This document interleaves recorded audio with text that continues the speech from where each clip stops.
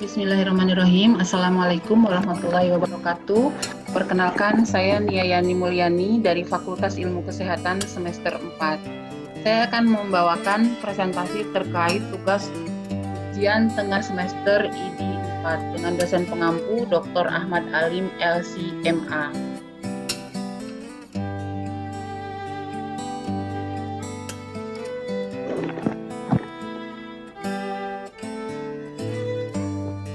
Adapun pokok bahasan yang akan saya sampaikan adalah yang pertama adalah tentang Islamisasi ilmu kesehatan, kemudian yang kedua adalah personal hygiene dalam Islam, kemudian yang ketiga adalah konsep sehat dan sakit dalam perspektif Islam, kemudian yang keempat adalah kesehatan lingkungan, yang kelima adalah kesehatan nutrisi, yang keenam adalah karakteristik ilmu kesehatan Islam. Baik, kita mulai. Yang pertama adalah Islamisasi ilmu kesehatan. Tujuan Islamisasi ilmu adalah untuk menyeimbangkan antara ilmu dan agama, dunia dan akhirat, ilmu dengan agama, dan agama dengan ilmu, sehingga tercapailah kebahagiaan dunia dan akhirat. Gerakan Islamisasi di Indonesia itu dicetuskan oleh Dr. Muhammad Nasir setelah melalui beberapa tahapan, beberapa sejarah yang terukir, maka lahirlah tiga pilar yang nanti akan menjadi sasaran dari gerakan Islamisasi Islam di Indonesia. Yang pertama adalah kampus, dimulai dari UIKA, kemudian pesantren Ulil Albab, sampai sekarang masih ada di lingkungan UIKA. Kemudian yang ketiga adalah Masjid Al-Hijri, sampai sekarang ada Masjid Al-Hijri 2. Nah, kemudian di tahun 1997 ada Kongres Umat Islam di Mekah yang dipelopori oleh Profesor Nadif Alatas, yang dicetuskanlah di sana Islamisasi Sains. Nah, Islamisasi ilmu itu selama ini kita mengenal ilmu kedokteran, biologi, fisika, sosiologi, antropologi, politik, dan lain-lain. Itu hanya dari segi duniawinya saja, atau dari sisi keilmuan barat saja. Nah, dalam Islamisasi ilmu ini, tiga hal ini, alam, sosial, ilmu alam, ilmu sosial, ilmu humaniora, itu akan diislamisasikan sehingga di sana terdapat nilai-nilai Islam dalam kedokteran, nilai-nilai Islam dalam sosiologi, nilai-nilai Islam dalam sejarah, filsafat, dan seterusnya. Nah, kemudian karena apa? Karena kesehatan itu tidak hanya tentang cukup gizi dan istirahat, tapi juga kebersihan jiwa, kesabaran, kejujuran. Jadi kesehatan lahir dan batin juga itu sangat penting. Nah, begitu juga kelanjutannya adalah pengobatan itu harus diiringi oleh doa dan tawakal. Ada nilai Islam di dalamnya, karena penyakit tidak hanya karena beberapa faktor duniawi saja, tetapi perlu ditekankan kemungkinan disebabkannya timbul penyakit itu adalah karena hubungan dengan Allah, hubungan dengan manusia itu kurang baik gitu. Nah, kemudian selanjutnya, pelayanan kesehatan jika sudah diislamisasi itu tidak hanya berjalan sesuai dengan SOP saja, tetapi juga di sana terdapat ikhlas agar saling membantu sesama manusia itu menciptakan sebuah pahala. Oke, ya, itu tentang Islamisasi ilmu. Kemudian yang keduanya adalah, bahasan kita yang kedua adalah personal hygiene dalam Islam. Personal hygiene dalam Islam ini kebersihan diri dalam Islam itu ada dua, fisik iya, psikis juga iya, sehingga kebersihan diri yang komprehensif yang akan dihasilkan dari kebersihan diri dalam Islam berbeda dengan kebersihan diri ala barat, hanya berupa fisik dan duniawi saja, sehingga menghasilkan kebersihan diri yang parsial. Ya, jadi Islam itu agama yang paling bersih dan memberikan perhatian yang sangat luar biasa terhadap masalah kebersihan diri. Nah, tujuan kebersihan diri tidak hanya membersihkan fisik saja, tapi lebih ke suci ya. Jadi kalau kita sehari-hari itu menjaga kebersihan diri, untuk sholat pun kita sudah siap karena kita tidak ada najis atau hadas dalam diri kita. Selanjutnya adalah kebersihan yang bersifat rohani, itu adalah mensucikan diri dari penyakit iri, dengki, sombong, tidak malas. Karena manusia terlahir fitrah, sehingga Islam itu tidak hanya membersihkan bersih di luarnya saja, tetapi betul-betul suci, sehingga hubungan dengan Allah, dengan manusia itu sah. Nah, ini beberapa personal hygiene dalam Islam. ada wudu minimal 5 kali sehari, ditambah lagi kalau kita sholat sunnah ya duha dan lain sebagainya, kita akan hygiene. Kemudian Islam juga mengajarkan kebersihan pakaian. Kalau mau ibadah kita pakaiannya harus bersih, masuk masjid kita pakaiannya harus bersih, itu juga diajarkan dalam Islam. Kemudian juga kebersihan makanan, gitu kan? Bagaimana Rasulullah SAW itu mengajarkan kita semua untuk menutup makanan, wajib menutup makanan agar terhindar dari debu dan kotoran serta tiupan syaitan. Karena syaitan itu tidak bisa menembus atau tidak bisa membuka tutup makanan atau minuman ataupun bejana yang ditutup rapat oleh kita. Tetapi kalau misalkan terbuka, dia sering meniup-niup makanan tersebut. Jadi dianjurkan atau diharuskan Nabi SAW itu kita untuk menutup makanan. Dan tentunya ini ada hadis yang sangat populer bahwa Rasulullah itu melarang kita bernapas di dalam gelas atau minum isi gelas. Dan menurut penelitian pun memang tidak bagus ya nafas yang keluar dari hidung itu, apalagi masuk ke dalam air yang akan kita minum. Selanjutnya ada memperhatikan kebersihan rambut. Jadi rambut laki-laki itu tidak boleh menyerupai perempuan. Rambut itu juga boleh disemir, tetapi tidak boleh dengan warna hitam. Itu memberikan peringatan antara halal dan haram. Kemudian selanjutnya personal hygiene dalam Islam itu disiplin mandi. Dalam Islam termasuk personal hygiene yang wajib. Contohnya kalau misalkan kita mau masuk kalau misalkan ada mu'alaf setelah membaca syahadat itu mereka wajib mandi sebagai tanda bahwa sudah mulai masuk Islam. Kemudian jika sudah melakukan jima sebagai pasangan suami istri, kita harus melakukan mandi junub agar malaikat bisa masuk ke dalam rumah kita. Kemudian personal hygiene dalam Islam yang lain adalah membersihkan hidung. Kenapa demikian? Karena syaitan itu menginap di lubang hidung. Makanya dalam wudhu itu kan kita harus membersihkan hidung dengan air. Kemudian menghitan, mencukur bulu kemaluan, ketiak, potong kuku, mencukur kumis, itu juga bagian dari personal hygiene dalam Islam. Dan tentunya mencuci tangan dengan sabun agar terhindar dari najis. Jadi kalau kita bangun tidur, utamanya bangun tidur, kita itu wajib mencuci tangan terlebih dahulu sebelum menyentuh apapun. Karena apa? Karena kita tidak tahu ketika kita sedang tidur, kita menyentuh apa, tangan kita mampir kemana. Jadi tidur kan kita nggak sadar ya, jadi makanya bangun tidur yang harus kita lakukan adalah cuci tangan terlebih dahulu, sehingga ketika menyentuh apapun, tangan kita sudah higien. Nah, kemudian selanjutnya adalah menjaga kesehatan perut. Makanlah makanan yang halal dan thayyib, sesuai dengan proporsi. Sepertiga untuk makan, sepertiga untuk minum, sepertiga untuk bernafas. Jangan berlebih-lebihan. Kemudian selanjutnya ada bersiwak untuk menjaga kebersihan mulut dan gigi, ya. Kemudian menjaga kebersihan sumber air. Hati-hati jangan membuang sampah atau membuang hajat ke sungai, karena itu akan mengotori lingkungan. Oke, selanjutnya yang ketiga pembahasan kita adalah konsep sehat dan sakit dalam perspektif Islam. Nah, ini makna sehat dalam Islam ada fisik atau biologis, ada mental dan psikologis. Jadi dua-duanya itu harus seimbang sehingga tercapailah kesehatan yang sempurna. Oke, selanjutnya manusia wajib menjaga kesehatan dari lahir dan batin. Jadi harus ada integrasi tuh antara lahir dan batin. Seperti dalam surat Al-Mudaththir ayat 4-5 ya. Dan bersihkanlah pakaianmu dan tinggalkanlah segala perbuatan yang keji. Jadi pakaian bersih, klimis tapi masih melakukan hal keji itu juga bukan sehat namanya. Nah, kemudian jika jasad kita bersih tapi psikis kita lemah, maka akan melemahkan mental. Itu adalah merupakan integrasi antara lahir dan batin.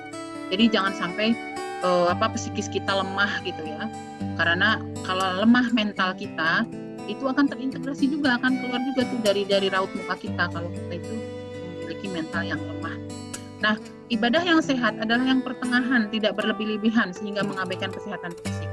Seperti ini ya, di zaman Rasulullah pernah ada seorang sahabat yang berpuasa siang malam, kemudian sholat terus-menerus tanpa tidur. Jadi konsep sehat dalam Islam itu nggak seperti ini gitu. Tetapi dia tetap beribadah dengan nyaman, dengan seimbang, dan memperhatikan kesehatan. Karena kesehatan itu merupakan karunia dari Allah Subhanahu wa Ta'ala. Bahkan ketika seseorang datang kepada Rasulullah itu, ya Rasulullah, mintakan doa terbaik gitu, untuk hamba kepada Allah SWT. Kemudian Rasulullah berdoa kepada Allah, minta sehat sebanyak 3 kali, sehingga sehat itu merupakan karunia dari Allah yang patut kita syukuri, patut kita minta, patut kita jaga gitu. Nah, terus gimana dong kalau kita sakit? Ya tetap saja itu sebuah karunia, karena itu kesempatan kita untuk meminta kepada Allah untuk disehatkan kembali.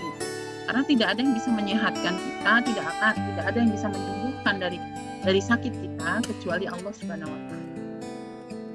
Jadi sakit yang paling berat itu sebenarnya dalam Islam itu adalah sakit psikis ya, kayak sakit dalam hati gitu, kayak iri, dengki, takabur, sombong gitu. Itu bisa didiagnosanya dengan keimanan kita. Nah, ini nasihat dari Rasulullah untuk banyak-banyak membaca surat An-Nas. Karena apa? Karena surat An-Nas itu membebaskan kita dari was-was ya. Jadi di situ kan ada minta untuk terhindar dari was-was yang dibisikkan oleh syaitan. Subhat atau keraguan-raguan yang datangnya dari syaitan itu melemahkan iman. Syahwat atau keinginan atau angan-angan banyak, lupa mati, terlalu melihat kepada orang yang berlebihan, sombong, itu juga dapat melemahkan mental kita. Nah, kemudian Allah memerintahkan manusia untuk berikhtiar kesembuhan. Karena setiap penyakit pasti ada obatnya. Allah tidak menurunkan penyakit dengan sia-sia. Allah memberikan ilmu untuk meneliti, bahkan Al-Quran pun terdapat obat. Di dalam Al-Quran pun termasuk obat gitu di dalam. Jadi kalau sekarang sedang ada pandemi COVID-19, itu diteliti oleh manusia. Obatnya apa? Kenapa Allah menurunkan ini? Itu diteliti. Nah, pasti itu ada obatnya. Obat orang yang berobat termasuk orang yang tawakal dan berikhtiar. Ya tentu karena itu adalah bagian dari pencegahan preventif ya, untuk supaya tidak terkena penyakit. Nah, seperti ini ada contoh-contoh preventif dalam Islam ya. Jangan mendekati zina. Nah, itu kita mencegah supaya tidak terkena penyakit akibat perzinahan ya. Dan masih banyak hal lagi.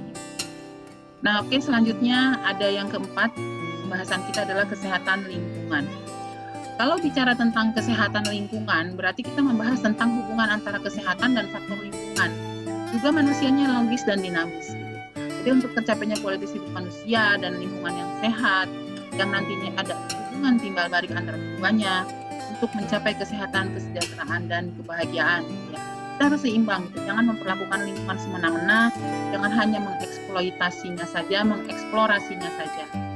Nah, lingkungan hidup itu adalah kesatuan ruang dengan semua yang ada, baik itu benda, makhluk hidup, dan tentunya perilaku manusia. Jika perilaku manusia rusak, maka lingkungan ikut rusak. Gitu. Tapi sebaliknya, jika manusianya beradab sebagai khalifatullah, maka lingkungan bumi ini akan harmonis, tidak akan terjadi pencemaran lingkungan. Dan ternyata dengan beradabnya manusia, seimbangnya antara kehidupan manusia dengan lingkungan, maka akan menimbulkan lingkungan hidup yang lebih sehat. Ini juga ya, Islam sudah menjelaskan banyak sekali tentang lingkungan dalam Al-Quran. Karena lingkungan itu memiliki kedudukan yang sangat strategis.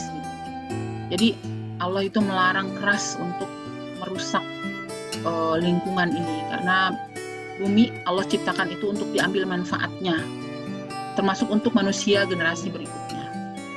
Ini ada dalam surat Al-A'raf ayat 56.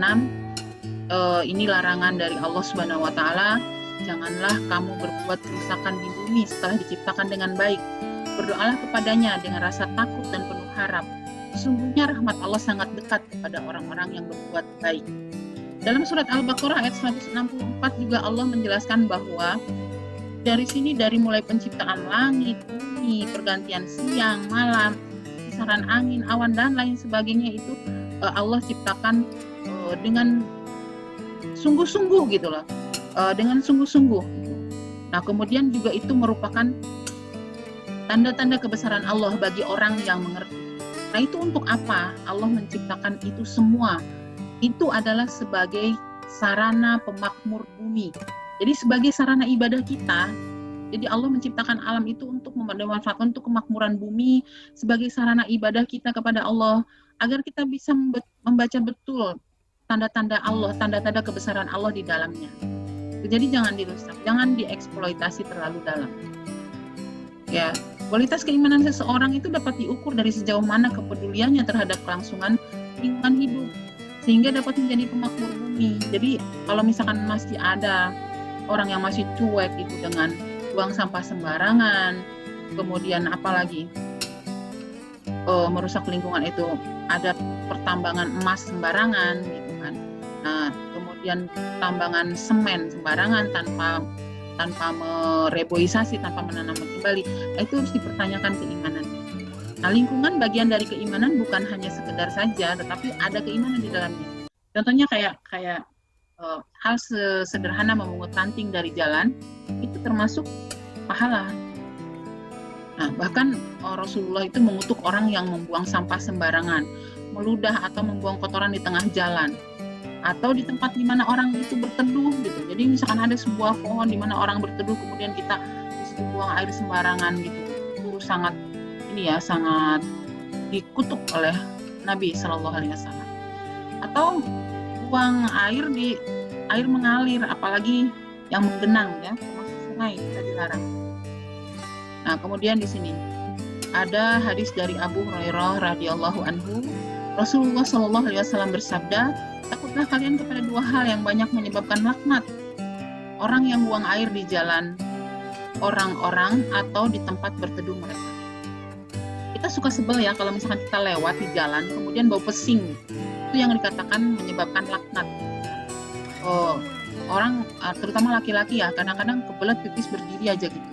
Itu kan banyak orang lalu lalang di situ, banyak orang berteduh kadang di situ, bau pesing. Ya udah, orang yang berteduh itu kan jadi kesal, keluarlah laknat dari mulutnya gitu. Nah, itu yang dimaksud. Nah, kemudian di akhirat nanti ada orang yang disangka akan masuk neraka karena amalan-amalan yang telah rusak. Tapi ternyata Allah menolong dia karena saat dia berjalan ada ranting yang menghalangi jalan. Nah, orang ini kemudian dengan penuh ikhlas menyingkirkan ranting itu, hanya berharap ridho Allah saja. Nah, itu bisa menyebabkan masuk surga. Nah, kemudian ini saking pentingnya lingkungan ya. Jadi jika di hari kiamat nanti sedang kalang kabut tapi ada sebutir biji di tanganmu, maka kalau kamu sempat tanamlah gitu. Kalau kamu sempat lemparkan, tanamlah. Meskipun dalam kondisi darurat, kita tetap harus menjaga lingkungan. Itu artinya ya. Oke, pembahasan yang kedua terakhir, yaitu yang kelima, adalah tentang kesehatan nutrisi. Tadi di awal sudah dijelaskan tentang bagaimana makanan itu masuk ke dalam perut itu harus seimbang. Sepertiganya untuk makanan, sepertiganya untuk minuman, dan sepertiganya lagi untuk bernafas. Nah, ini adalah kesehatan nutrisi dalam Islam, yaitu faktor penentu kesehatan dalam tubuh dan jiwa manusia. Tentunya masih banyak faktor lain, ini hanya salah satu faktornya saja. Kemudian seimbang dalam mengkonsumsi makanan, jangan berlebihan, tadi disampaikan 1/3 saja makanan dalam perut ya. Oke. Nah, ini kita akan membahas tentang makanan halal dan bergizi.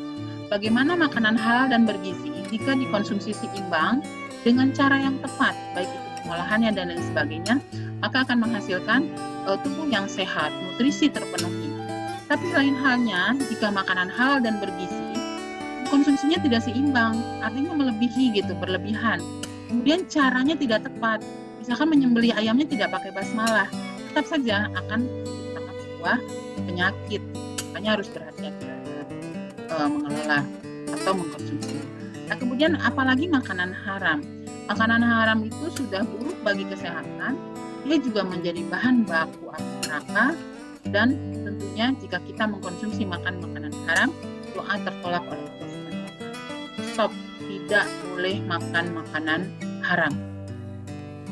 Nah, ini adalah beberapa dalil dalam Al-Quran tentang nutrisi ya. Allah itu sudah menyediakan berbagai banyak nutrisi di bumi ini, bahkan tidak terhitung jumlahnya gitu kan. Nah, ini beberapa saja dan masih banyak lagi sebetulnya ya. Ada biji-bijian tentang gandum, tentang kurma, tentang anggur, buah zaitun, pisang dan lain sebagainya. Ini Allah yang memberikannya untuk kita sebagai memenuhi penunjang ibadah kita kepada Allah. Yang terakhir, pembahasan kita adalah karakteristik ilmu kesehatan. Nah, ini ciri-ciri ilmu kesehatan dalam Islam, menekankan kepada aspek pencegahan, berbasis penelitian ilmiah, mempertimbangkan halal dan haram, holistik, ihsan, mempertimbangkan maslahat, pola hidup sederhana dan seimbang. Ya, kita kasih contoh beberapa ya. Mencegah lebih baik daripada mengobati. Itu adalah menekankan kepada aspek pencegahan. Rasulullah SAW bersabda, jika di suatu daerah sedang terjadi sebuah wabah, maka jangan keluar atau memasukinya. Nah, ini contoh tersirat bahwa melarang kita untuk membahayakan diri sendiri dan orang lain, sehingga kita bisa mencegah kejadian-kejadian hal penularan yang tidak diinginkan. Kemudian berbasis penelitian. Jadi misalkan tadi ya, ada beberapa ayat dalam Al-Quran itu menyebutkan tentang bagaimana madu, manfaatnya madu. Nah, ternyata di zaman ini itu diteliti manfaatnya itu sesuai gitu loh dengan apa yang ada dalam Al-Quran ya. Kemudian selanjutnya adalah ciri-ciri dari tadi yang kita bahas, karakteristik kesehatan. Mempertimbangkan halal haram. Itu caranya bagaimana mendapatkannya. Kemudian sumbernya bagaimana, bahannya bagaimana. Gitu. Jadi yang namanya halal haram itu tidak hanya cukup bahwa gini, ayam itu halal gitu kan, ayam itu halal. Tapi kalau caranya menyembelihnya tidak dengan basmalah, itu sudah tidak halal lagi. Atau misalkan caranya itu ayamnya itu ketika diolah itu menggunakan khamr, misalkan menggunakan rum yang notabene itu haram dalam Islam. Nah, itu juga sudah tidak halal lagi gitu kan. Nah, kemudian holistik. Ciri-ciri holistik itu artinya komprehensif atau menyeluruh. Dipandang dari sisi lahir dan batin, hubungannya dengan lingkungan sosial atau hubungannya dengan Allah, karena faktor batin pun dapat mendatangkan banyak penyakit, makanya harus seimbang ya. Nah, kemudian yang terakhir bukan. Oke, selanjutnya adalah ihsan. Ihsan itu misalkan ketika kita mengkonsumsi daging ayam, tadi sudah saya jelaskan ya, proses penyembelihannya, proses pemasakannya, proses penyajiannya itu harus diperhatikan. Maka di sana mengandung ihsan. Gitu. Kalau tidak ada ihsan di sana, harus dipertanyakan kehalalan dan keharamannya. Gitu. Karena bisa jadi salah satu prosesnya itu tidak menyebabkan ihsan. Oke, selanjutnya adalah mempertimbangkan kemaslahatan. Kemaslahatan yang sifatnya pokok, kemaslahatan yang bersifat segala yang menghindari dari kesulitan ataupun tekanan, atau maslahat yang bersifat sebagai pelengkap atau penyempurna. Kalau dia lebih banyak mudarat, tidak. Nah, kemudian selanjutnya adalah pola hidup yang sederhana dan seimbang. Jangan berlebihan dalam mengkonsumsi sesuatu, jangan terlalu boros ataupun pikir. Tadi sudah dijelaskan di awal ya, bagaimana berlebihan, bagaimana boros ataupun pikir. Ya. Jazakumullah khair, demikianlah presentasi saya untuk hari ini. Semoga bermanfaat dan syukran telah menyimak video ini. Wassalamualaikum warahmatullahi wabarakatuh.